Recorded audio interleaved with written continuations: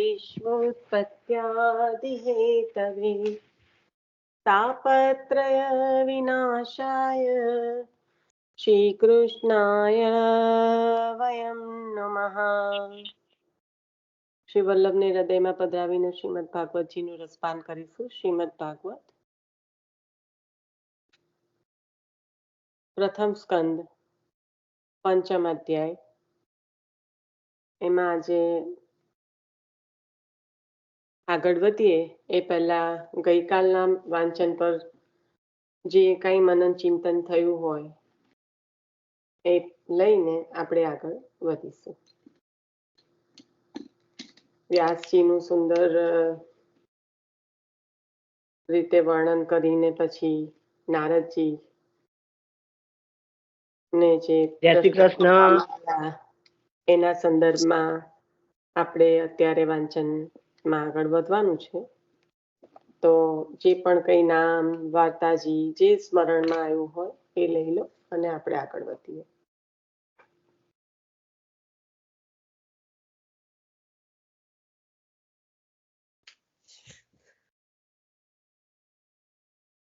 જય શ્રી કૃષ્ણ.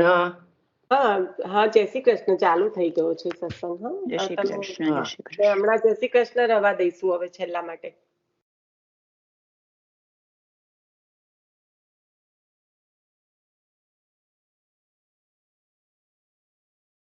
ચાલો. મને હું શરૂઆત કરું છું, પણ મને પેલું નામ ને પધરાવવાનું હજુ નથી એ થયું. કોઈ સ્મરણ બોલી દે બેટા, મેં નામ બધું કર્યા છે થોડાક. તું બોલી દે. ચલ સરસ. તો એમાં પહેલું તો એવી રીતે આવ્યું હતું કે પરાશરના પુત્ર થઈને તમને આ મનથી પ્રસન્ન કેમ નથી? આવા બધા નારદજી એમને ક્વેશ્ચન કરે છે કે આટલું બધું તમે મહાભારત કર્યું, બ્રહ્મ વિચાર, પણ હજુ પણ કેમ એ રહો છો તમે, ખુશ નથી રહેતા એમ. અને અંતઃકરણની પ્રસન્નતા. હા, મુખ્ય શબ્દ એ છે મુખ્ય અંતઃકરણની પ્રસન્નતા, કારણ કે બહારથી આ બાહ્યની વાત નથી, અંતરની વાત છે. એટલે કે વૈષ્ણવ થઈને એને ઉદ્વેગ ના થવો જોઈએ. ઉદ્વેગ તો એમ કે આપણા વૈષ્ણવને શબ્દ મહાબાધક છે. એ રીતે મહાબાધક છે, એટલે કે એ રીતે વૈષ્ણવનો ના હોય કે ચિંતા ના થવી જોઈએ એમ. એમાં કયો સોડસ આવ્યો તો?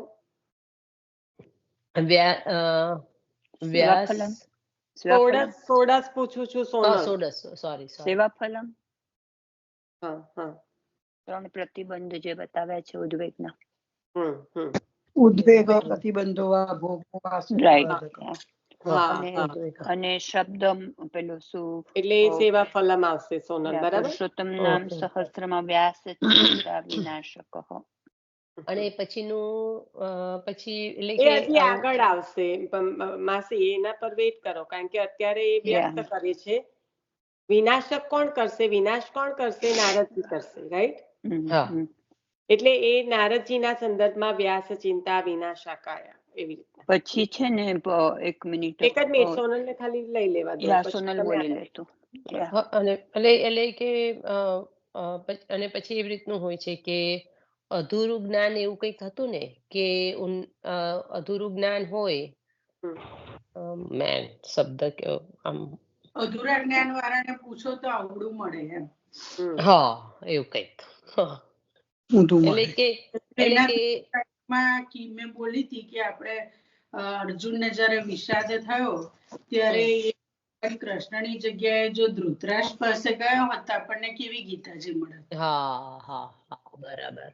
એટલે અધૂરું અને અજ્ઞાન એની પાસે ના લેવા જવાય.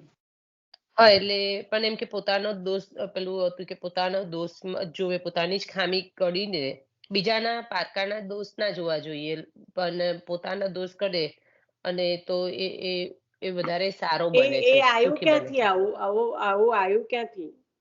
આનું માળખું શું છે? એમનું અંતઃકરણમાં પેલી પ્રસન્નતા નથી, અને પછી નારદજી જોડે નારદજી સલાહ નારદજી સલાહ આપે છે રાઈટ કે પણ ક્યારે આપે સલાહ? જ્યારે કંઈક પૂછો ત્યારે ને? પૂછ્યો ત્યારે. હા, એમને હા, તો શું પૂછ્યું એમને શું પૂછ્યું? તમારા મનમાં ઉદ્વેગ કેમ છે, ચિંતા શા? ના, નારદજીએ પૂછ્યું જ નથી, વ્યાસજીએ પૂછ્યું છે, રાઈટ? તો વ્યાસજીએ શું પૂછ્યું? મને સંતોષ નથી થતો. એક જ મિનિટ સુધાફોઈ, નારદજીને વ્યાસજી અપ્રસન્ન દેખાયા, પણ વ્યાસજી અહીંયા પૂછ્યું છે શું? એ પૂછ્યું. હા, એટલે એવું નારદજીને એવું કહે છે કે તમે બહુ જ્ઞાનવાળા છો. મારામાં શું કામ છે? મારામાં શું ખામી છે? ત્યારે અહીંયા આગળ આ પ્રશ્ન તું જે બોલી રહી છે એનો સંદર્ભ હવે સેટ થાય છે, રાઈટ? કે તું કે છે કે આપણી પોતાની ખામી જોવી, એ કયા સંદર્ભમાં કહ્યું? કારણ કે વ્યાસજીએ પૂછ્યું છે ભક્ત નારદજી લગાવો જોડે, તો એ મહિમા ખબર પડશે કે એમને કેમ પૂછી રહ્યા છે. તમે જ્ઞાનવાળા છો, ભક્ત નારદજી, તમે સેવા કરી છે પૂર્ણ પુરુષોત્તમની. જ્ઞાન નથી ત્યાં ભક્ત. જો જ્ઞાન અવતાર વ્યાસજી છે અને ભક્ત અવતાર નારદજી છે, સોનલ. એટલે એમને જ્ઞાનના સંદર્ભમાં નથી પૂછતા, ભક્તિના સંદર્ભમાં. આ બહુ મોટો ડિફરન્સ છે. અત્યારે તને એવું લાગશે કે હું શબ્દને પકડું છું, પણ એવું નથી. આ જ્ઞાન કલા અવતાર છે. જ્ઞાન અવતાર ને પ્રસન્નતા નથી, અને જાય છે ક્યાં? ભક્તિ પ્રાપ્ત કરવા માટે. એટલે ભક્ત અવતાર જેવા નારદજી સ્વયં ભક્તિનો અવતાર છે, તો નારદજી પાસે જાય છે. એટલે ભક્ત નારદજી એવું વારંવાર ઉલ્લેખ આવી રહ્યો છે. અને આપણે એટલા માટે કાલે આપણો પુષ્ટિ માર્ગ, જે દૂતીનો માર્ગ છે, આપણને કોઈ જ્ઞાનીઓની જરૂર નથી. કોઈ ભગવદીય જ હશે જે હાથ પકડીને લઈ જશે આપણને. એટલે ચિંતન મનનમાં થોડું આટલું, અને પછીનું તો પણ આ અધૂરું રહ્યું તું બોલી તે. સ્વયંનો દોષ હવે પૂરું કર. એટલે કે સ્વયંનો દોષ જોઈએ ને તો આપણે એ નિર્દોષ કહેવાય છે અને સુખી થાય એમ. અને હજુ પણ સ્વયંનો દોષ જોઈએ તો પહેલામાં પહેલું તો આપણું શું થાય? સ્વયંનો દોષ જોઈએ એટલે આપણું શું થાય? બીજાના દોષ જોઈએ તો જીવ દુખી થાય. અને સ્વયંનો જોઈએ તો શું થાય? આપણી પોતાની જ ઉન્નતિ થાય, આપણું પોતાની જ પ્રગતિ થાય, આપણી શુદ્ધિ થાય ને, એવું કઉ છું નિશાબેન. શુદ્ધિ નહીં, પ્રગતિ. આપણે જે માર્ગમાં આગળ વધવાનું છે, જો દોષ જોઈને શુદ્ધિ ના થાય, દોષ જાય ત્યારે શુદ્ધિ થાય. નીતાબેન, દોષને જોવાથી શુદ્ધિ નથી થઈ જતી. દોષનું શુદ્ધિકરણ જ્યારે એના પર કામ કરવામાં આવે ને, એ દોષનું નિવારણ થાય ને, ત્યારે શુદ્ધિ થાય. અહીંયા દોષને જોવાની વાત ચાલે છે. પોતાના દોષ જોઈએ તો બીજાના દોષ જોવાની નવરાશ જ ના મળે. સાચી વાત. અને એ દોષમાં તમે એને પ્રયત્ન કરો સુધારવાનો, એટલે ઉન્નતિ થઈ ને, તમારી પ્રગતિ થઈ ને એ દિશામાં. ઉધ્વગતિ, પ્રભુના ચરણમાં જે ઉધ્વગતિનું ઉધ્વ રેખાનું ચિહ્ન છે તે આ છે. આપણને પ્રભુનું ચરણ શરણ છે, ઉપર જ લઈ જવા વાળું છે, નીચે લાવવા વાળું નથી. એટલે ઉધ્વગતિનું સુંદર હેતલ સ્મરણ કર્યું ચરણ ચિહ્નનું.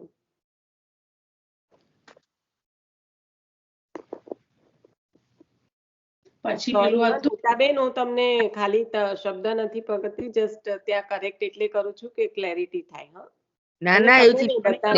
નિશા, એક વાત કહું, તું સોરી ના બોલ કર 2 મિનિટ. એ જ ને, એ બધી ચિંતા તમારે નહીં કરવાની, કોઈને કશું ખોટું ના લાગે. આમાં એવું નહીં.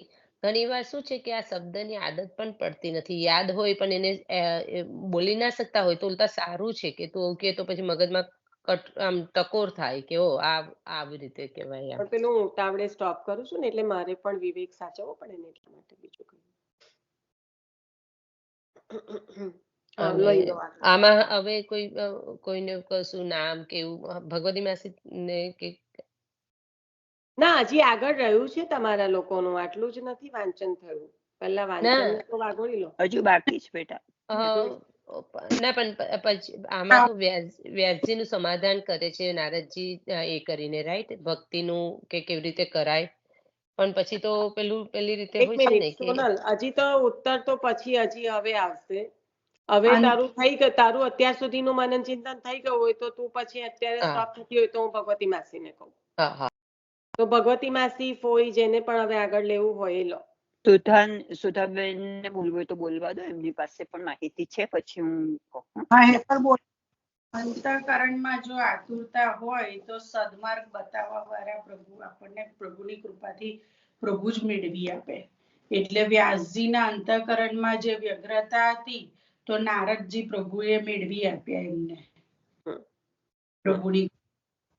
અને પેલું શ્વાસનું હતું ને 21,600 વાર તમારે શ્વાસ લેવાય એવું હતું, રાઈટ?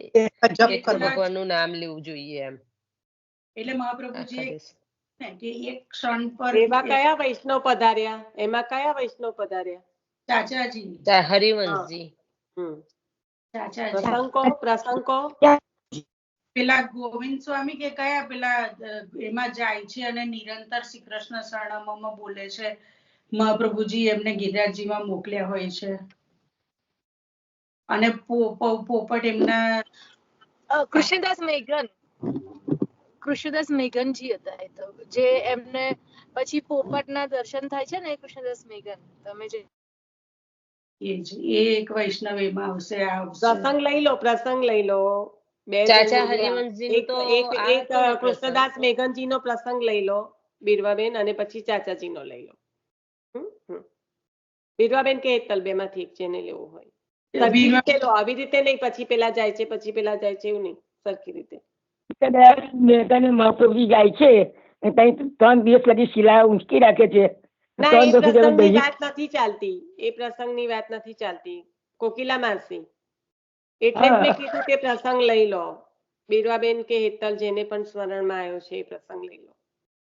જો આવું થાય અધૂરું યાદ કરાવો ને તો વૈષ્ણવ ગોટે ચડે બીજા પ્રસંગમાં. એટલે પ્રસંગ લેવાનો, વૈષ્ણવનું નામ બોલો એની સાથે પ્રસંગ પ્રોપરલી લેવાનો.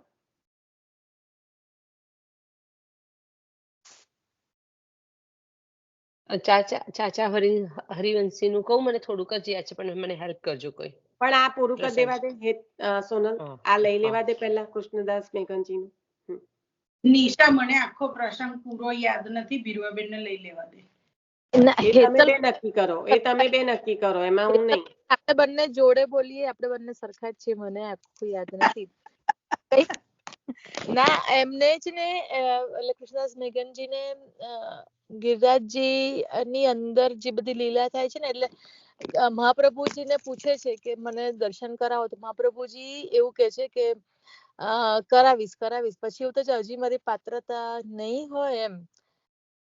અને પછી મહાપ્રભુજી કે છે તમે જાઓ આ જગ્યાએ, કે કઈ જગ્યાએ કે છે, ત્યાં અંદર એક દ્વાર તમને દેખાશે, ત્યાંથી તમે અંદર જશો ને તો તમને એક ભગવદીય મળશે.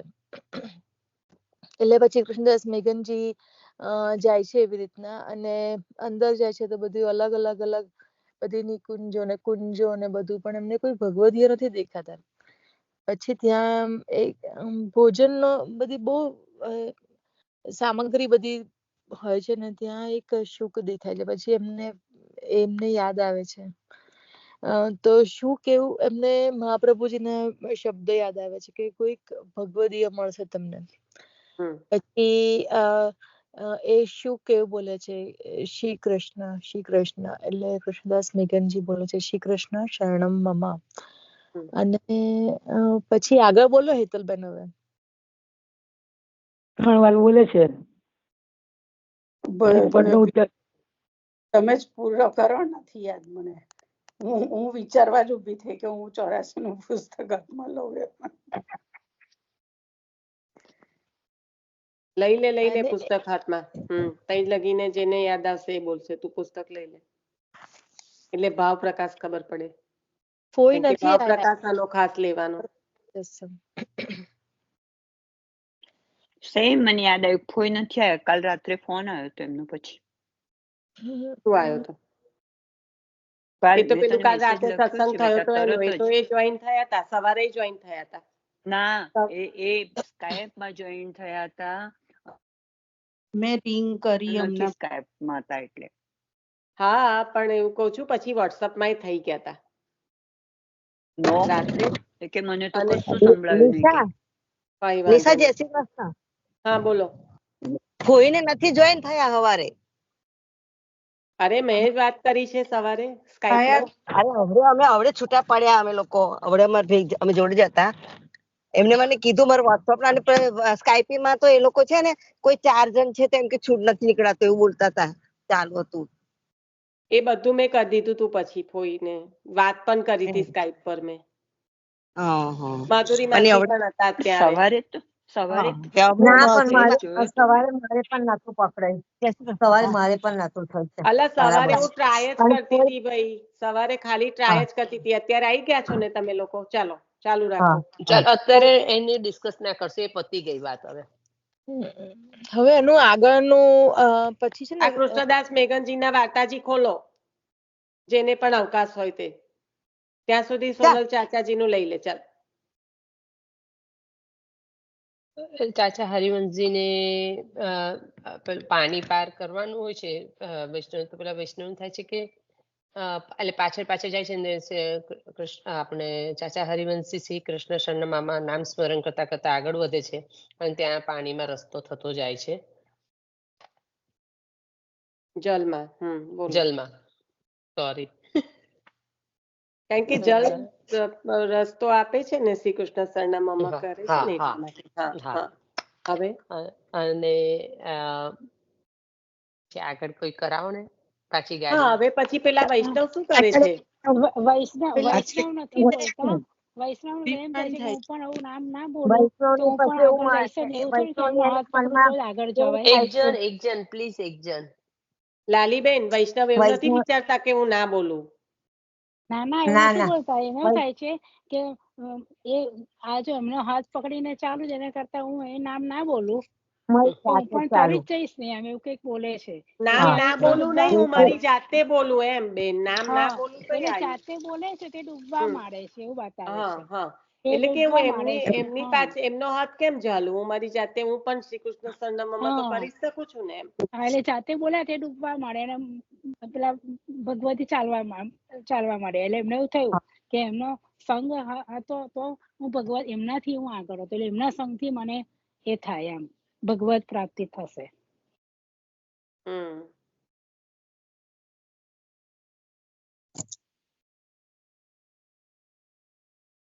એટલે એમના સંગથી ભગવત પ્રાપ્તિ થશે એવો પ્રસંગ નથી, પણ કઈ નહીં, અહીંયા સુધી રાખો. સોનલ લઈ લે હવે. આગળ યાદ આવ્યું? મને આટલું યાદ હતું એટલે મેં બોલી એવું. ના ના ના, એટલે કહેવાનું તાત્પર્ય અહીંયા જુદું છે. એમને કે નામની આટલી એ છે મહત્વ કે નામ. ના ના ના ના, ચલો બધા ત્યાં આગળ સ્ટોપ થઈ જાવ. નામના મહત્વનું નથી. અહીંયા આગળ વાત ચાલે છે કે જેટલા શ્વાસ છે એટલી વાર પ્રભુનું નામ. તો જ્યારે ગુસાઈજી પ્રભુ ચરણ પાસે જાય છે કે એમને પણ શ્રી કૃષ્ણ શરણામાં કર્યું અને મેં પણ કર્યું, તો મને કેમ જલમાં રસ્તો ના મળ્યો અને હું કેમ ડૂબવા માંડ્યો ને ચાચાજી કેમ નહીં? ત્યારે કે છે કે ચાચાજી જાઓ તમે, અત્યારે ચાચાજી ક્યાં છે? તમે જાઓ ત્યાં આગળ. એટલે ચાચાજી શયન કક્ષમાં હોય છે અને ત્યારે ચાચાજીના રૂમમાં જાય છે ત્યાં આગળ. તો કે છે કે તમને શું અનુભવ થયો જઈને આવે છે ત્યારે? તો કે છે કે ચાચાજી શયન કરી રહ્યા છે તો પણ શ્રી કૃષ્ણ શરણામનો ધ્વનિ સંભળાય છે. એટલે શ્રી કૃષ્ણ શરણામમાં અષ્ટાક્ષર ચાચાજીને ફલિત થયો છે, એમના શ્વાસે શ્વાસે છે.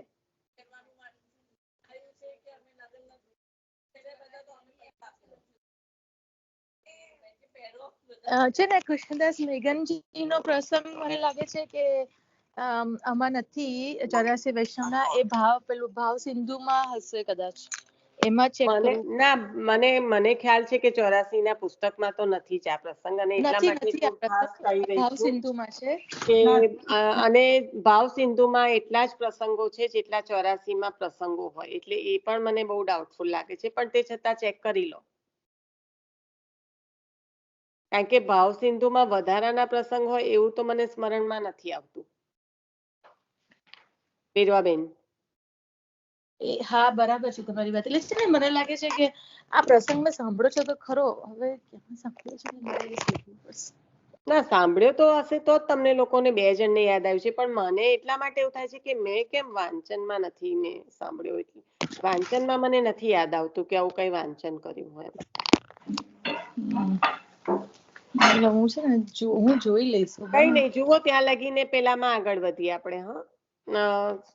ભગવતી માસી, હેતલ જે પણ લેતા હોય તે આગળ વધુ વાંચનના એમાં, એટલે આપણો સમય ના જાય.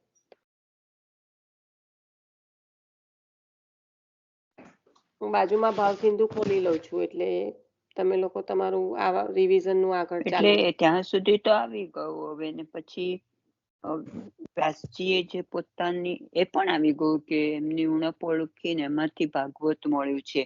એટલે ના, હજી એવું આવ્યું જ નથી, હજી એવું આવ્યું જ નથી. હજી તો જે ઉત્તર આપશે ને ઉણપની વાત તો કરી આપણી આણે સોનલે. હા, ઉણપનું તો એમને જ કીધું ને કે ઉણપ ઓળખાવો, મારી ઉણપ, એમ એવું સોનલે કીધું. તમે આગળ લો. ઓકે, તો પછી એમણે કહ્યું છે, વ્યાસજીએ એવું કહ્યું કે આટલું બધું કરવા છતાં મને ખેદ છે, એમ કે મને દુઃખ છે, એમ કે કંઈક ખૂટે છે, અને એમ કે મારા અંતઃકરણમાં, મારા હૃદયમાં પ્રસન્નતા થતી નથી. એટલે એમાં પછી દોષની વાત આવી કે એમણે પોતાનો દોષ કે પોતાને શું પ્રતિબંધ છે, શું છે એ બધું કહ્યું. અને સામે નારદજી એમ પણ કહ્યું છે કે જે વૈષ્ણવ હોય સાચો, એને હકીકતમાં તો આવી વ્યગ્રતા ન હોવી જોઈએ, આવું દુઃખ ન હોવું જોઈએ, એમ એ કહું છે. એ બધું આવી ગયું આપણે, એ શરૂઆત જ એનાથી થઈ. આ છે ને વાંચનની શરૂઆત, જ્યારે એમની અપ્રસન્નતા, મારી અપ્રસન્નતાનું કારણ અને મારામાં ઉણપ જે હોય તે બતાવો, તો શરૂઆત જ આ રીતે થઈ, એટલે એ બરાબર છે. હવે આગળ કઈ રહેતું પોતે એવી રીતે જિજ્ઞાસુ હતા, એ આતુર હતા કે પોતાને આનો યોગ્ય એમ કે શા માટે આવું થાય છે, પોતાની અપ્રસન્નતા શા માટે છે, એનો કોઈ માર્ગ મળે, એમ કે સન્માર્ગ તરીકે ઓળખ્યું છે, કહ્યું છે એમાં. કે કેમ એમને સુખ શાંતિ નથી એવું. અને પછી વ્યાસજીએ આના કારણે તો વ્યાસજીએ જે એમની ઉણપ ઓળખી, એના કારણે એમને ભાગવત મળ્યું છે. ત્યાં નામ આવશે શ્રી ભાગવત કારણમ. અને પછી કયું નામ આવશે? શ્રી ભાગવત કારણમ, પુરુષોત્તમ નામ સહસ્ત્રનું શ્રી ભાગવત કારણમ. મેં તમે પેલી મોટી પેલું મોકલ્યું છે એમાં પણ મેં વાંચી લીધું હતું. ના, એવું નથી કેતી તમે વાંચ્યું નથી. હું ખાલી નામ તમને રિપીટ કરવાનું એટલે કઉ છું કે અહીંયા આગળ ભાગવતજીનું જે પ્રકટ થવાનું કારણ એ છે, એવું કહેવા માંગો છો તમે? ભાગવત કારણમાં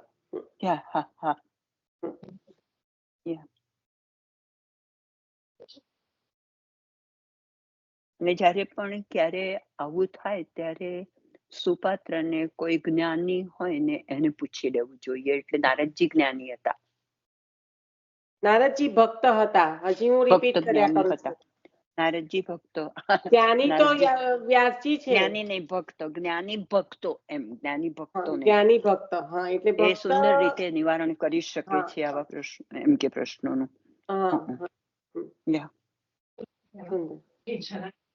હવે કઈક રહે છે કોઈને પણ? હવે આમ મને સામાન્ય રીતે એવું જાણવામાં આવે કે જે જ્ઞાની હોય એ ભક્ત ના હોય, ભક્ત હોય જ્ઞાની ના હોય, પણ એકચ્યુઅલમાં અધર વે અરાઉન્ડ છે. આ આપણને સમજાઈ રહ્યું છે કે ભક્ત છે ને A = B = C હોય તો A = C થઈ જાય, બરાબર? આપણો જે મેથ નો નિયમ છે એ, રાઈટ? તો અહીંયા આગળ એ જ ઇક્વેશનમાં જ્ઞાની અને ભક્તને મૂકો ને પછી ખ્યાલ આવશે કે A = B = C. That means A = C. તો અહીંયા A શું છે? ભક્ત. B શું છે? જ્ઞાની. તો જે ભક્ત છે એમાં A = C, એટલે જ્ઞાન અને ભક્તિ બંને આવી જ ગયું છે. પણ જે જ્ઞાની છે એની ગેરંટી નથી ત્યાં આગળ કે એની પાસે બરોબર ભક્તિ છે કે નહીં, કારણ કે જ્ઞાન માર્ગ અહંકારને ક્યારે જન્મ આપી દે ને, સૂક્ષ્મ અહંકાર ક્યારે પ્રકટ થઈ જાય અને જીવ બહિર્મુખ થઈ જાય એની એ નથી. જ્યારે ભક્તિમાં દીનતા ભારોભાર છે અને જ્ઞાન તો પ્રભુ જ પ્રાપ્ત કરાવી આપવાના છે. જે ભક્ત છે એને જરૂરિયાત પૂરતું જ્ઞાન પ્રભુ પ્રાપ્ત કરાવી આપવાના જ છે. જરૂરિયાત પૂરતું એટલા માટે. હું એક વસ્તુ એડ કરું કે જ્ઞાની એ જે તો આ બોલી ને મને મેં પાછું કાલે વાંચન કર્યું હતું તો એમાં એક વસ્તુ કહું કે જે હવે જ્ઞાની ભક્તો હોય ને, એટલે આ તો એ સારું થયું, અમારે તો જ્ઞાની અને ભક્ત એટલે હું એ રીતે જ્ઞાની બોલતી હતી, પણ કે ના, જ્ઞાની ભક્તો વાય જ્ઞાની ભક્તો એ તો એ સમજાવ્યું બહુ સરસ. પણ એક વસ્તુ એમાં બહુ ફાઇન હતી કે પાછું એ લોકો છે ગુસ્સે થયા વગર સમજાવે છે એમ, અને એનો ઉપાય આપણે બાળકોનું એક્ઝામ્પલ લીધું હતું ને. બાળકો સરળ છે, બાળક કેમ કયા એ બાકી જ છે હજી આવવાનું. સોનલ એ લઈ લે એટલે આપણે ખબર છે વલ્લભપુરનું એક્ઝામ્પલ પણ લીધું હતું.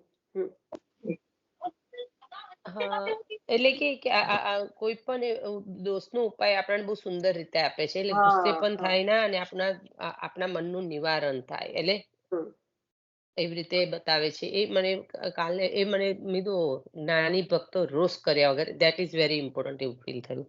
રોષ એટલે જ આપણે બાળકોનું કે 80 વર્ષના પણ વલ્લભકુલના ગુરુ આપણા બિરાજતા હોય તો આપણે એમને બાલક કહીએ છીએ.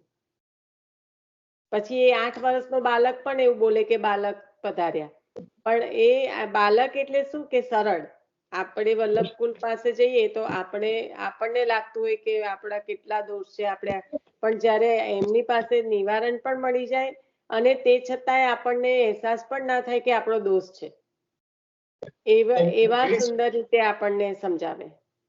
અને નિશા, ભક્તોની નમ્રતાનું કારણ તને યાદ હશે, આપણે પેલા બાલક આવેલા બાબાજી અહીંયા આપણે આમના ત્યાં લીનાબેન ના ત્યાં પધારેલા બરોડા વાળા, એમણે સરસ કહેલું કે ક્યારે એમ કે જે બાલક હશે એમ કે વલ્લભકુળનું, એ જયારે તમે એમને હાર પહેરાવા જશો ત્યારે તમને ઊંચા નહીં થવા દે, એમનું મસ્તક નીચે નમાવશે. માલાજી ધરવા જશો ત્યારે હાર પહેરાવા નહીં, માલાજી ધરવા જશો ત્યારે. એટલે ભક્ત જ્ઞાની હોવા છતાં આવો નમ્ર રહે. એ સ્વયં થોડું યાદ આવે છે બધું, તારે જેટલું નથી. ના મહારાજ આપણે ક્યાં આપણે એકબીજાને કહીએ, તો જેના હૃદયમાં પ્રભુ જે પ્રેરણા કરે એ ખરું. એટલે પછી પેલું એટલે આપણે ગઈકાલે વાંચનમાં એવું જ આવ્યું કે પેલું એમ કે કોઈ આપણે કેવું હાર પહેરાવો એવો શબ્દ ને એવું આપણે નથી એટલા માટે મેં તમને ત્યાં એ કર્યા, બાકી મારા જેવું તમારા જેવું કોઈ ફરક નથી. સારું એવું તો જ્ઞાન એમને બહુ સુંદર રીતે માસી તમે બહુ સુંદર પોઈન્ટ આવું યાદ કર્યું, સારું, બહુ સુંદર. કારણ કે આ બધું પછી એક નામ એવું આવશે, આમાંથી એક નામ એવું આવશે, વ્યાસાત્મા. હવે એક જ મિનિટ, શું કહો છો? બોલો, શું કહો છો? ફરી બોલો. વ્યાસાત્મા સુખ મોક્ષદ. એ હજી અહીંયા નહીં આવે. વ્યાસાત્મા પરાશર નામ આવ્યું હતું ને, તો પરાશર એમાં નહીં આવે. પરાશર ને વ્યાસાત્મા સુખ મોક્ષદ હજી અહીંયા કઈ આવશે માસી? હજી આગળ જવું પડશે ને એના માટે. એનો શું અર્થ છે? તમે અર્થ કહો એટલે તમને સમજાશે. એટલે કે એનો અર્થ એવો છે કે જો વ્યાસ જેમનો આત્મા અને અવતાર છે તે, અને શુકદેવજીને મોક્ષ આપનાર. તો હજી અત્યારે અહીંયા નહીં આવે ને. આ અહીંયા આપણે શેની વાત ચાલી રહી છે?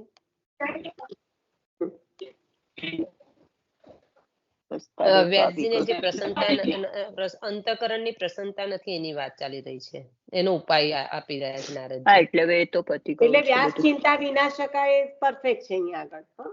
હા, એ તો બરાબર છે.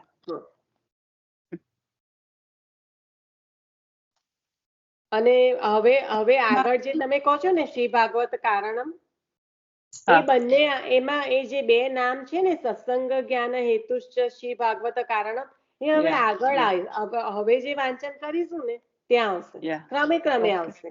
કારણ કે હવે શું થશે, એ વ્યાસજીને નારદજીનો સંગ થતા સત્સંગ જ્ઞાન હેતુશ્ચ, જે સંતના સમાગમથી જે જ્ઞાન પેદા થયું ને ભાગવત સંબંધી, તો એ આખા બંને નામ હવે આવી જશે કે સત્સંગ જ્ઞાન હેતુશ્ચ શ્રી ભાગવત કારણ.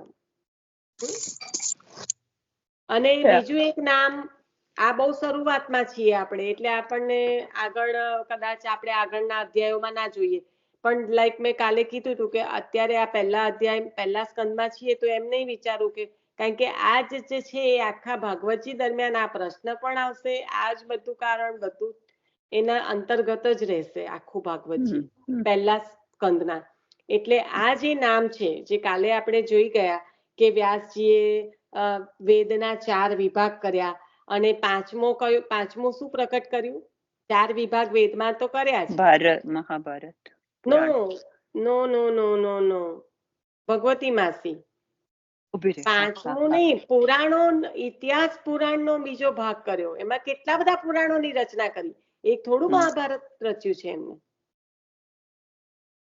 વ્યાસજીએ તો 18 મહાપુરાણની રચના કરી હતી. એટલે જે પાંચમો ભાગ કર્યો ને એ ઇતિહાસ પુરાણ, ઇતિહાસ પુરાણનો કર્યો. ઇતિહાસ પુરાણ રૂપ પાંચમો વેદ. હા, એટલે એ પાંચમો ભાગ કર્યો ઇતિહાસ પુરાણ, ખાલી મહાભારત એમ નહીં. તો એ હવે 12મા સ્કંદમાં આશ્રય લીલામાં એમનું નામ શું આવશે? વ્યાસ શાખા પ્રવક્તકા પુરાણાર્થ પ્રવર્તક. જો આ શાખાઓ કેમ પાડી ના, એને શોધવામાં એટલી બધી અત્યારે એ ના કરશો. જે અત્યારે જ્યાં આપણે સાંભળી રહ્યા છે એને ફોકસ કરો. હું તમને એના શ્લોક સાથે કહીશ. શોધવાની યાદી ના કરો, તત્વને સમજવાનો પ્રયત્ન કરો. કે અત્યારે દ્વાદશ સ્કંદમાં જયારે આ રીતે કે છે કે વ્યાસ શાખા 246મો શ્લોક છે, છેક છેલ્લું જ, એટલે તમને પછી શાંતિથી શોધો, બે બાજુ ધ્યાન ના આપો એટલે કઉ છું. તો જયારે કીધું કે વ્યાસ શાખા પ્રવર્તકાય અને પુરાણાર્થ પ્રવર્તક, આ કરવાનું કારણ શું કે આખો જે પાંચમો બીજો પુરાણ અર્થે પ્રકટ કરવાનો હતો. એટલે આ જે આપણે બોલ્યા નામ, એનો મતલબ એ છે કે વેદની શાખાઓના પ્રવર્તનારા, વ્યાસ શાખા પ્રવર્તકા, અને પુરાણાર્થક પ્રવર્તક એટલે કે પુરાણોના લક્ષણ અર્થના પ્રવર્તક. એટલે જે પાંચમો જે ભાગ પાડ્યો એવી રીતના પુરાણાર્થ પ્રવર્તક, પુરાણની રચના કરીને પાંચમો ભાગ પાડીને બધા પુરાણોની, એટલે કયું પુરાણાર્થ પ્રવર્તક. 246 નંબરનો શ્લોક છે. કયા નંબરનો? 246, 12મો. ખાલી હું તો લખી લઉં છું. હું બધા નથી કરી શકતી, અર્થ સાથે 4 જ કરી શકું છું. કઈ વાંધો નહીં, પણ આ લખી લો. પણ પેલું કેવું, અત્યારે તમે શોધવા જાવ તો અહીંયા આપણે શું ચાલી રહ્યું છે ને એમાં ધ્યાન બટાઈ જાય, એટલા માટે ના પાડે. પણ પહેલા છે ને, પહેલા મને લાગે છે કે 11મા કે 12મા શ્લોકમાં જે વ્યાસ છે એનો અર્થ એવો આપેલો કે વ્યાસ એટલે કે વૃક્ષ, એમ કે જે આ બધું વૃક્ષ છે વેદનું વૃક્ષ, એનો વિસ્તાર કરનાર. આમ આપણે સામાન્ય ભૌમિતિક રીતે, જ્યોમેટ્રીની રીતે વ્યાસ એટલે વિસ્તાર, રાઈટ? પણ અહીંયા એમાં એવું લખ્યું છે વ્યાસ એટલે વેદ વૃક્ષનો વિસ્તાર કરનાર. 11મા શ્લોકમાં હશે, 11 કે 12. મારું પૂરું થઈ ગયું છે, હવે તમારી જે રીતે. ચલો, હવે કઈ રહેતું ના હોય તો હું આગળ લેવા માંગુ છું. હા, કારણ કે પેલા જે આપણે વાર્તાજીની વાત ચાલી રહી છે એ પ્લીઝ જોઈ લેજો.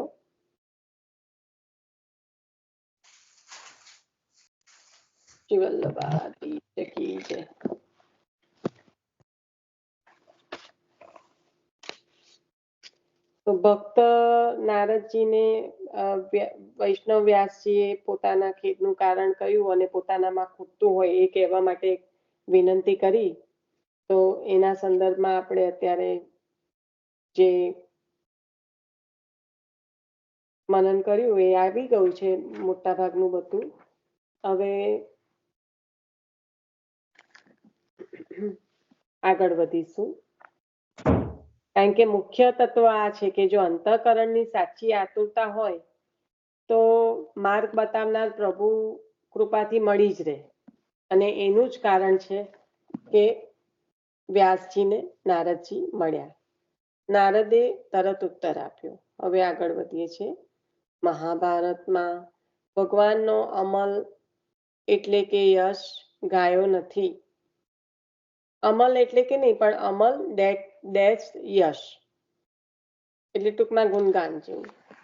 મહાભારતમાં ભગવાનનો અમલ યશ ગાયો નથી.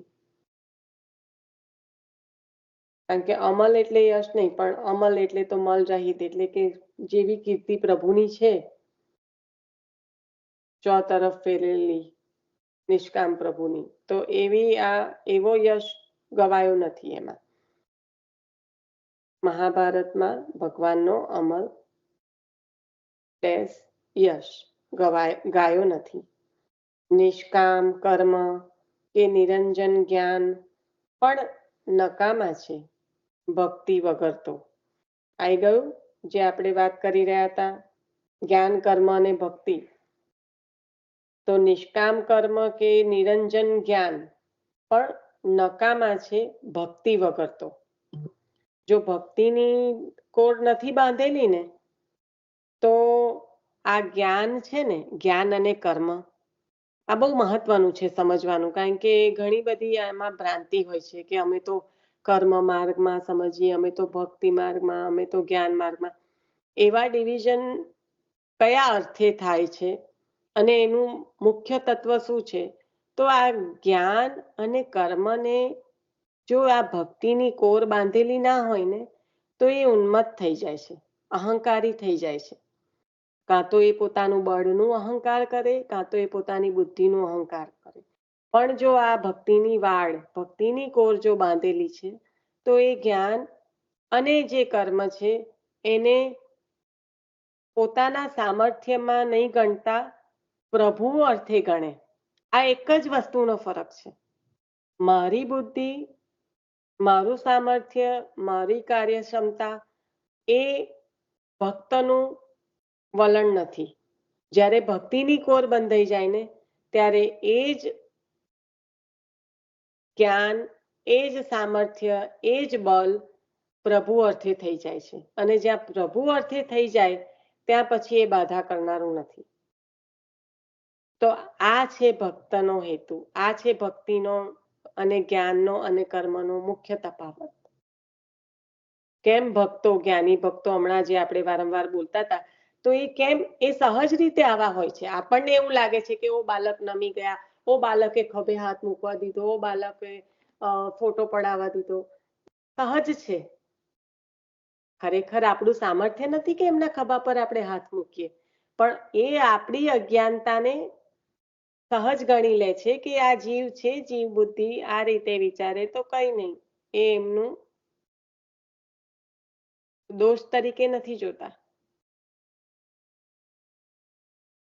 આ સહજતા બાલકમાં છે. અને એ બાલક એટલે કે જે ભક્ત છે, જે કૃષ્ણ ભક્ત પરાયણ છે, જે સ્વયં શ્રી વલ્લભનો અંશ છે, તો એવા બાલક અને નારદજી જે ભક્ત, સ્વયં ભક્તિનો અવતાર છે, તો એમાં મુખ્ય ગુણ આ છે. ભક્તિ છે તો એ ભારોભાર દીનતા લઈને પ્રકટ થાય છે.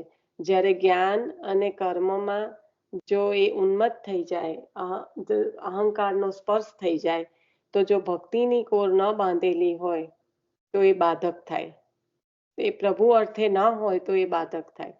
જે કાંઈ છે એ પ્રભુ અર્થે છે, ચાહે એ જ્ઞાન છે, ચાહે એ કર્મ છે, ક્રિયા છે કે પછી ભક્તિ છે. પણ જે એટલે કીધું ને, જ્યારે આપણને સંન્યાસને સમજાવ્યો ત્યારે બહુ સારી રીતે કીધું હતું કે જે ત્યાગ છે ને એમાં ત્યાગમાં પરિત્યાગ કીધો હતો. કારણ કે કદાચ કર્મની દ્રષ્ટિએ સક્ષમ હોય કે ના આટલું તો ત્યાગ થઈ જ શકશે, જ્ઞાનની દ્રષ્ટિએ સક્ષમ હોય કે હા આ જ્ઞાનમાં બતાવ્યું છે, કે વેદમાં કહ્યું છે, શાસ્ત્રમાં કહ્યું છે કે આ રીતે જો તમે સંન્યાસી ગ્રહણ કરીને જો જીવન જીવશો તો મોક્ષની પ્રાપ્તિ જરૂરથી થશે. આ બધું જ્ઞાન છે. બળ આપ્યું છે પ્રભુએ એને કરવાનું, એટલે આ એક કર્મ છે કે હા થશે.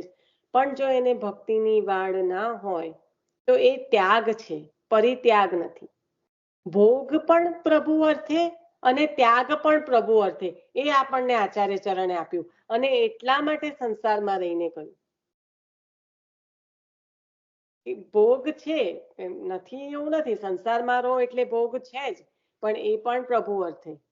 અને સંસારમાં રહીને કરવાનું છે એટલે ત્યાગ પણ છે, કારણ કે નહીં તો શક્ય નથી પ્રભુની સેવા સંસારમાં રહીને, પણ એ પણ પ્રભુ અર્થે. તો ભોગ અને ત્યાગ બંને પ્રભુ અર્થે. અને આ મુખ્ય તફાવત છે જ્ઞાન કર્મ અને ભક્તિમાં.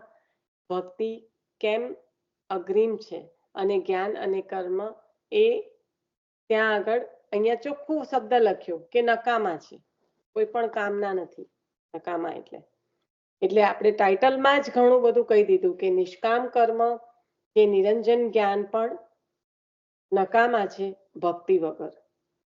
જ્યાં ભક્તિની ઉણપ છે ત્યાં ગમે એટલા અગ્રીમ સ્થાને જ્ઞાન અને કર્મ હોય પણ એ કઈ કામના છે નહીં. સાધુ પુરુષોને કોઈની સહેશરમ ન હોય તે સ્પષ્ટ વક્તા અને સત્ય વક્તા હોય. ખટપટિયા લોકો ખોટું ન લાગે તેવું બોલે, સંતો ખોટું ન થાય એવું બોલે. નારદે સીધી વાત કહી દીધી.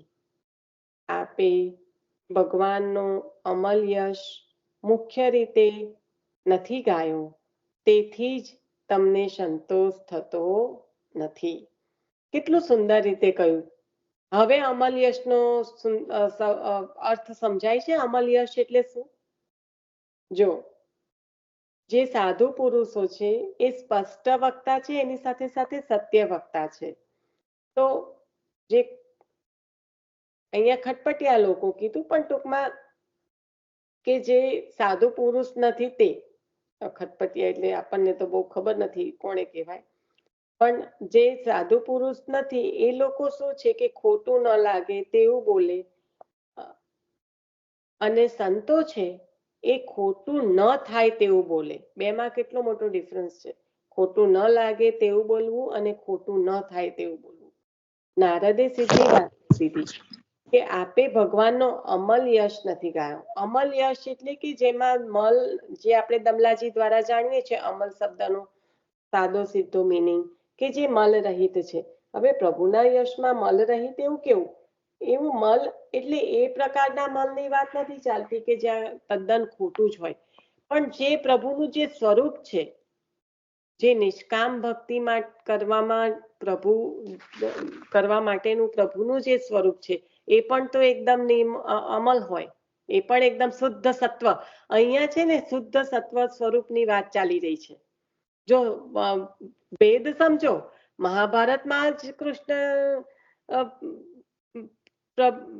ભગવાનની વાણી છે, પ્રકટ થઈ છે ગીતા. તો એ અમલ ન હોય એવું તો બને નહીં. એટલે એ અમલને પ્રભુની વાણી તો શુદ્ધ સત્વાત્મક પ્રભુ છે એટલે એમની વાણી પણ એ છે. પણ મહાભારતની રચના દરમિયાન વ્યાસજીએ જે કરેલું પ્રભુનું વર્ણન છે ત્યાં અમલ યશ નથી. તો એ અમલ યશ અહીં કયા સંદર્ભમાં કહેવા માંગે છે કે ત્યાં જે પ્રભુનું વર્ણન છે, ત્યાં જે પ્રભુના ગુણાનું વાત છે, એ ભક્તને નિષ્કામ ભક્તિ તરફ લઈ જાય એવા અમલ નથી કરી શકતા હજી. જે એટલે જ એમને પણ નથી એ તરફ જાય, એમને પણ પ્રસન્નતા નથી થઈ. જો અમલ યશ હોત તો એમને જ પ્રસન્નતા ના થઈ જાત. એટલે એ સંદર્ભમાં અમલ કહ્યું કે હજી અંદર કંઈક એવું રહી જાય છે કે જે સંપૂર્ણ ભગવાનના જ ગુણાનુવાદ હોય, ભગવાનને ખૂબ જ પ્રિય એવા એમના ભક્તોના ગુણગાન હોય, એવું નથી કર્યું. અને એ સંદર્ભમાં અમલ કહ્યું છે.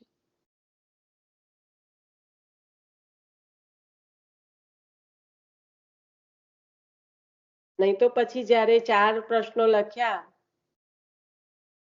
અને મૂક્યા ત્યારે એકો શાસ્ત્રમ દેવકી ગીતમ એવું ના કહ્યું હોત ને.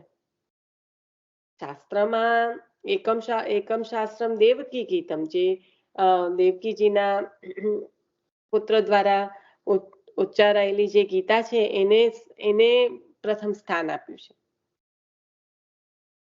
પણ એ પ્રભુની વાણી છે એટલે એને પ્રથમ સ્થાન આપ્યું છે. આપણને કેમ એવું ના કીધું કે રોજે આ કરો? એ પ્રભુની વાણી છે એટલે એ તો અગ્રિમ જ છે, પણ આપણને કરવાનું શું કીધું છે? જ્યાં પ્રભુના ગુણગાન છે, જ્યાં પ્રભુના ભક્તોની લીલા છે, એટલે આપણને આજ્ઞા શું કરી? નિત્યમાં ભાગવતજી કરવાની. નહીં તો કહેતા ને, જો એકમ શાસ્ત્રમ દેવકી ગીતમ કીધું તો આપણને કેમ ના કીધું? એવું સમજો તત્વને. ત્યાં આપણને આજ્ઞા શું થઈ? રોજનું કરવાનું ભાગવતજી. સુની ભાગવત નિત્ય શ્રવણ સુની, જે પરમાનંદાસીનું કીર્તન છે, યહ માંગો શ્રી ગોપીજન વલ્લભ, શ્રી આચાર્ય ચરણની આજ્ઞા છે નિત્યમાં ભાગવતજી. એટલા માટે તો પુરુષોત્તમ નામ શાસ્ત્ર પણ પ્રકટ કર્યા. ગોપીનાથજી જે સ્વયં બલદેવજીનો અવતાર છે, એમના માટે એ શક્ય ના હોય એવું બને, પણ આ જીવોને આપવા માટે આપે આ કર્યું. અને જે હરિરાયજી ની જે વાણી છે, જે કીર્તનમાં કે નિત્ય ભાગવત અનિત્ય સુનો સુબોધિની, નિત્યમાં આખું કીર્તન નથી લેતી, પણ એ પણ રોજના જે પહેલો જે આપણે વલ્લભનું કીર્તન કહીએ, ભોરહી શ્રી વલ્લભ વલ્લભ તે કહીએ, એમાં પણ એ જ આજ્ઞા બતાવે છે કે ભાઈ આ એમની વાણી, કારણ કે શ્રી ભાગવત ગૂઢાર્થ પ્રકટ, ભાગવતનો ગૂઢાર્થ પ્રકટ કરવા માટે જ આપ પ્રકટ થયા છો. અને એ ભાગવતજીમાં જે ભરી ભરીને પ્રભુના ગુણગાન આપ્યા છે, એના અર્થને, ગૂઢ અર્થને, ખાલી અર્થને નહીં, અર્થ તો ઘણા બધા કરી શક્યા હોત, આ ગૂઢ અર્થને પ્રકટ કરે, જે અંદર જે આ અમલ યશ કહેવાય છે, આ જ અમલ યશ, એને પ્રકટ કરવા માટે આપ પ્રકટ થયા છો. તો પછી આપણને આપે, તો પછી આપણે બીજું કરવાનું રહે શું એના સિવાય? જો આપ પ્રકટ જ એના માટે થયા હોય તો પછી આપણે એ જ કરવાનું હોય ને. કારણ કે દૈવી જીવોના ઉદ્ધાર માટે પ્રકટ થયા. દૈવી જીવોનો ઉદ્ધાર થશે કઈ રીતે? તો શ્રી ભાગવત ગૂઢાર્થ પ્રકાશન, એટલે એનો પ્રકાશ કર્યો કે આના દ્વારા ઉદ્ધાર થશે, એટલે એ આપણને નિત્યમાં કરવાનું કહ્યું. આપે ભગવાનનો અમલ યશ મુખ્ય રીતે નથી ગાયો, તેથી જ તમને સંતોષ થતો નથી. આ અધૂરપ છે. જેવું ધર્માદિનું વર્ણન કર્યું છે, તેવું ભગવાન વાસુદેવના મહિમાનું વર્ણન કર્યું નથી. ધર્મો બતાયા, ધર્મ અર્થ કામ મોક્ષ મહાભારતમાં જ બતાયા. એટલે કહ્યું કે ધર્માદિનું વર્ણન કર્યું છે, પણ એવું જે આવું વર્ણન જે પ્રભુનું થવું જોઈએ એ થયું નથી.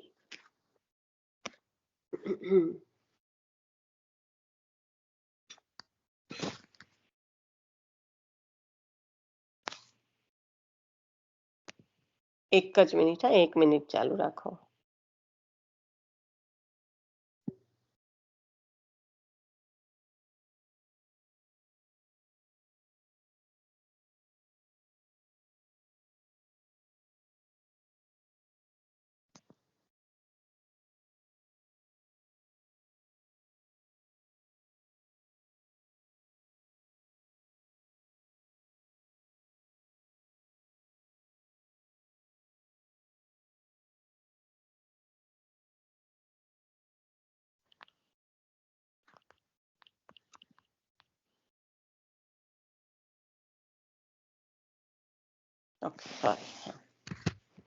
Okay, so વાસુદેવનું મહાત્મ્ય, પાંડવોની સત્યતા અને ધૃતરાષ્ટ્રના દીકરાઓની દૃષ્ટતા, આ 3 વાત મહાભારતમાં વ્યાસે કહી છે.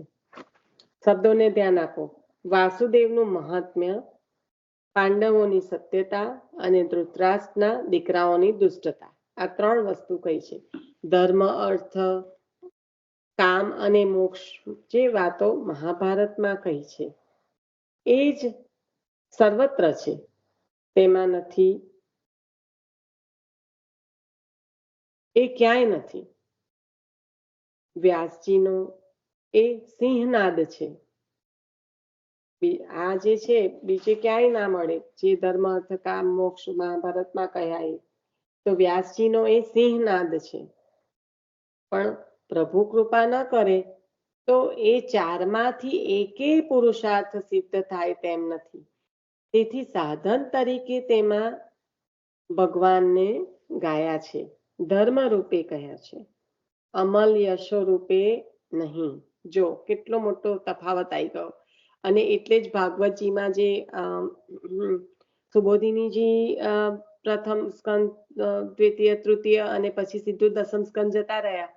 પણ જે ચતુશ્લોકી છે, વૃત્રાસુર ચતુશ્લોકી, એના માટે એ ભલે સ્કંદના સુબોધિનીજી નથી થયા, પણ એના પર ટીકા શ્રી આચાર્ય ચરણે કરી છે અને શ્રી પ્રભુચરણ કરશે એમ કરીને કહ્યું હતું.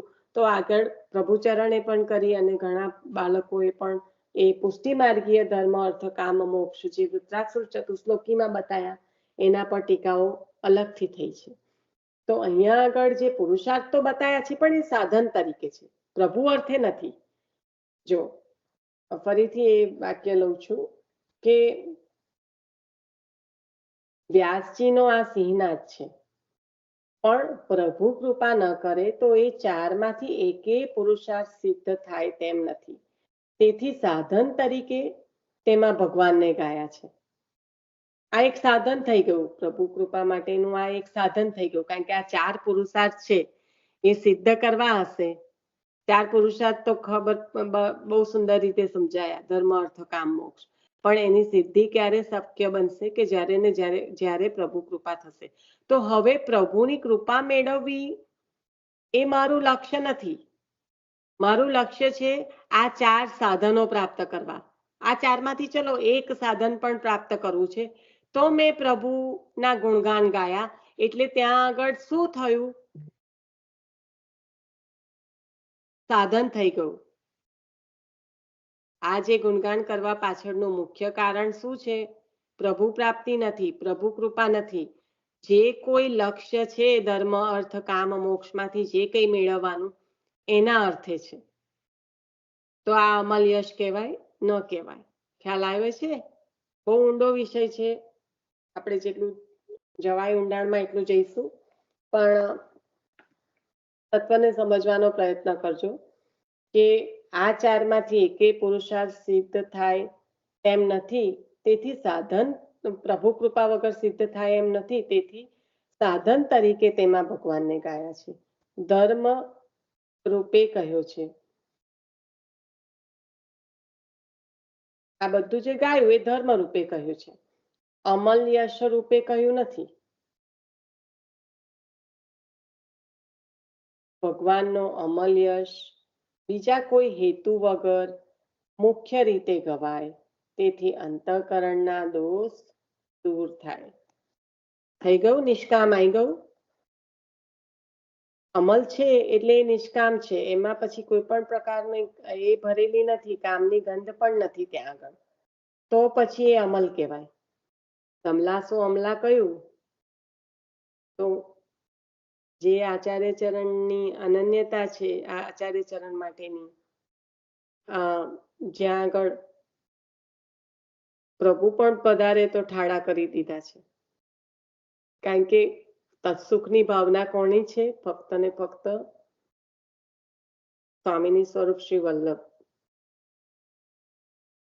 તો એ તત્સુખમાં ના વિચારમાં પ્રભુને પણ ઠાળા કરી દીધા છે. તો ત્યાં બીજો કોઈ કરતા કોઈ કામ, કોઈ પણ પોતાના જે કહેવાય કે સ્વાર્થની કામની કોઈ ગંધ પણ નથી. ફક્ત ને ફક્ત મારા પ્રભુનું તત્સુખ. એટલે અમલ કયા. દમલા અમલા જ્યારે કહ્યું, દમલા કે ઉર્વાસી શ્રી વલ્લભ. હવે દમલા કે ઉર્વાસી શ્રી વલ્લભ જ્યારે કહે તો એ દમલાજીનું હૃદય કેવું નિર્મળ હશે, કેવું અમલ હશે કે જ્યાં પ્રભુ સ્વયં બિરાજમાન થાય છે. તો એવા અમલ, એવા દમલાજી. અને અહીંયા આગળ એ અમલ યશની વાત કરે છે કે ભગવાનનો અમલ યશ કોઈ બીજા હેતુ વગર મુખ્ય રીતે ગવાય ત્યારે અંતઃકરણના દોષ દૂર થાય, ત્યારે હૃદય શુદ્ધ થાય. પછી કોઈ પણ કામના હોય કે હવે હું આટલું કરીશ ને એટલે મને આટલું તો પ્રભુ કૃપાથી મળી રહેશે. પાછું આપણા શબ્દોમાં બહુ વિવેક આપણે બહુ સારો રાખીએ એમ, કારણ કે દીનતાને આપણે શબ્દોમાં ઢાળી દીધી છે આજકાલ. દીનતા દીનતા દીનતા, તો દીનતા એટલે સારું સારું સીધું સીધું તમારે સમજાય એવું કોઈ પણ મીઠું મીઠું કે એ દીનતા. દીનતાને કઈ પોંખો થોડી છે, અંદર તમે ઝોંકવા જાઓ છો કે હું છે દીનતામાં?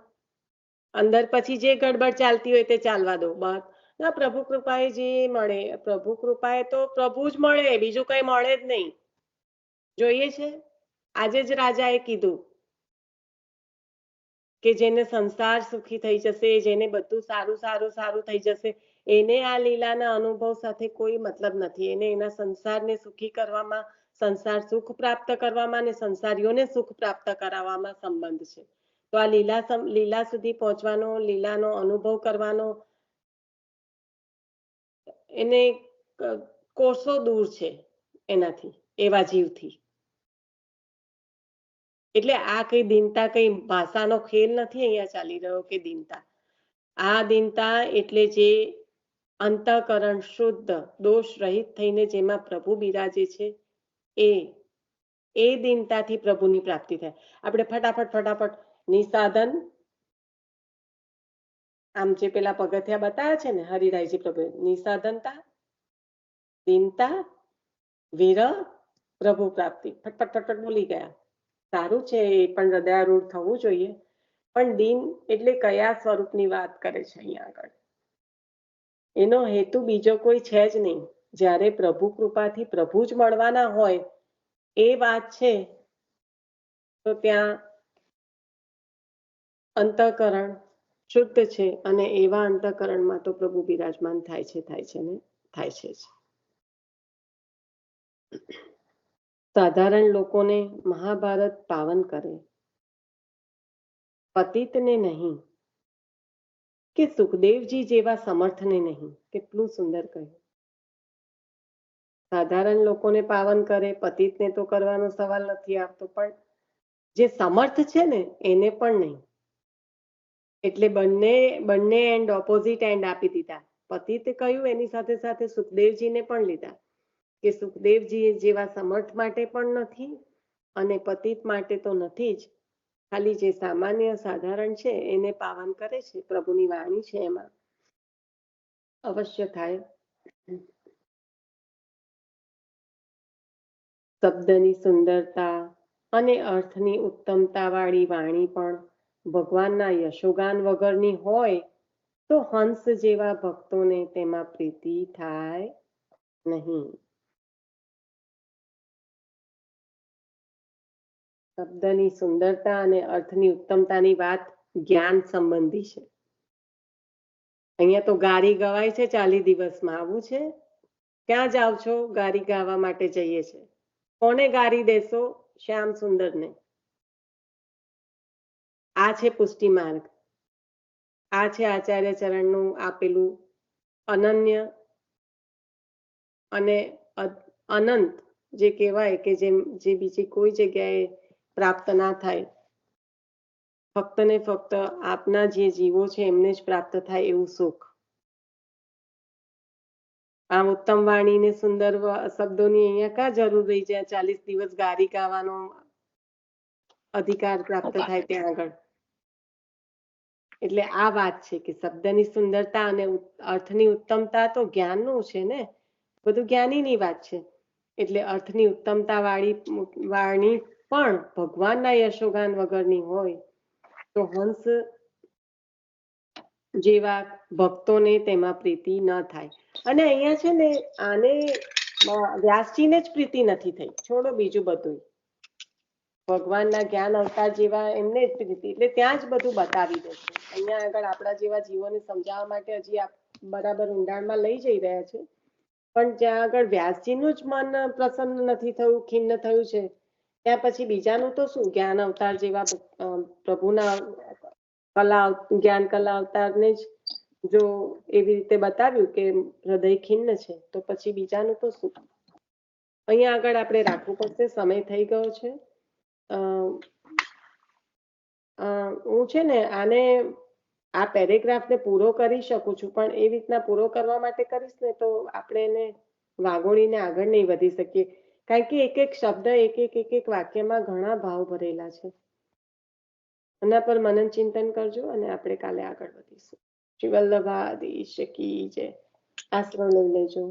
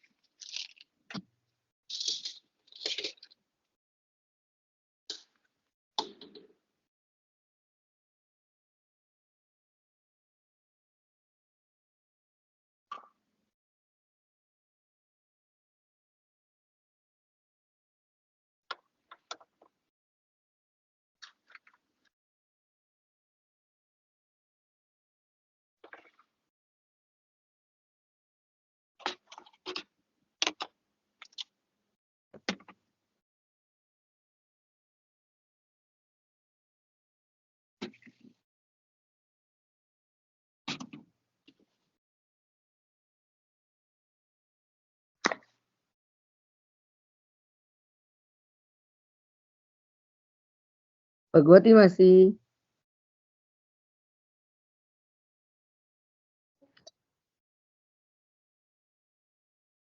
શ્રી વલ્લભ પ્રભુ કરુણા સાગર જગત ઉજાગર ગાય.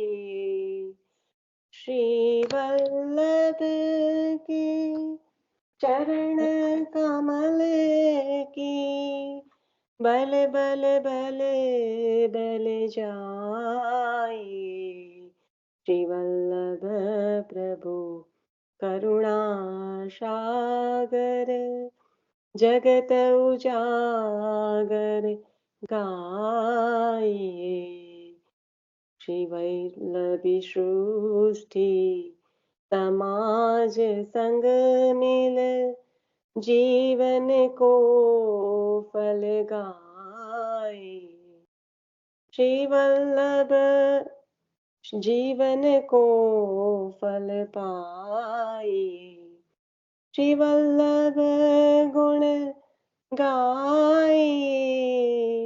यही ते रसिक कहाए. श्री वल्लभ प्रभु करुणा सागर जगत उजागर गाए. श्री वल्लभाधीश की जय. सर्वेने जय श्री कृष्ण. જય શ્રી કૃષ્ણ. જય શ્રી કૃષ્ણ નિશાબેન. વૈષ્ણવને જય શ્રી કૃષ્ણ. જય શ્રી કૃષ્ણ સર્વ વૈષ્ણવ. જય શ્રી કૃષ્ણ વૈષ્ણવ.